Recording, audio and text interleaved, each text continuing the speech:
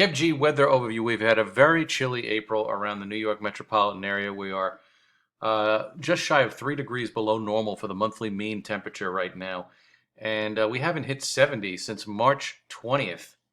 And I think that Sunday is our only shot at 70-degree marker for the Big Apple coming up this Sunday. And then after that, it's downhill again as we take another step back as we go into early May. This is the Climate Prediction Center, their outlook for May 4th through 8th, and they are very bullish on below normal temperatures in the east.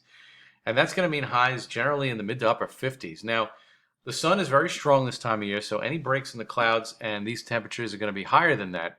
But we also have a northern jet stream that's working against us and some very cold air aloft. And that's basically what's given us the cooler April.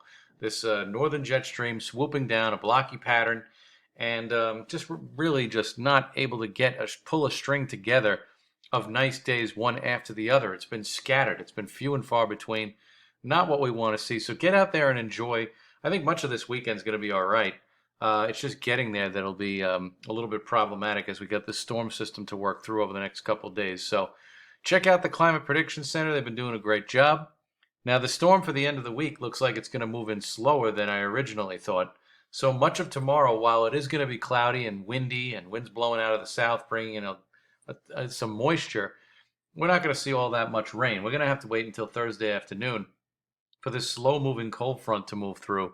And so you'll notice that it may take all day for rain to move in to the New York City metropolitan area on Thursday. So we're going to get a period of 4 to 6 hours of pretty heavy rain. This rain's going to be slow to kind of move through. I think we'll get upwards of an inch of rain with a strong southerly wind. There may even be a few rumbles of thunder west of New York City, but east of the city, the marine layer will take care of those storms. But nonetheless, everybody's going to see a decent bit of rain, and then that's going to clear out for early Friday morning. I think there'll be leftover showers on Friday, but the steadiest rain will be gone. When we switch over to the GFS, here it is for Friday. It's showing precipitation, but not quite steady like we'll deal with for Thursday night into early Friday. So, definitely plan on unsettled weather for Friday. Leftover clouds will still linger into Saturday, but I think our temperatures will start to recover, and there'll be far less rain than there will be for Thursday and Friday. So progressively, we'll dry out, and I think we'll even see some peaks of sun for Saturday afternoon, Saturday night. And you notice that the winds start to veer around to the west-northwest.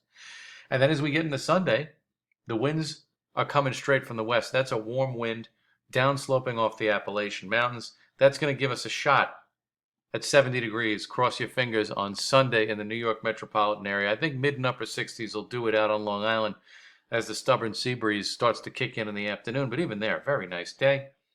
And then rain arrives late Sunday night in the wee hours of Monday morning. And this looks like a quick hitter.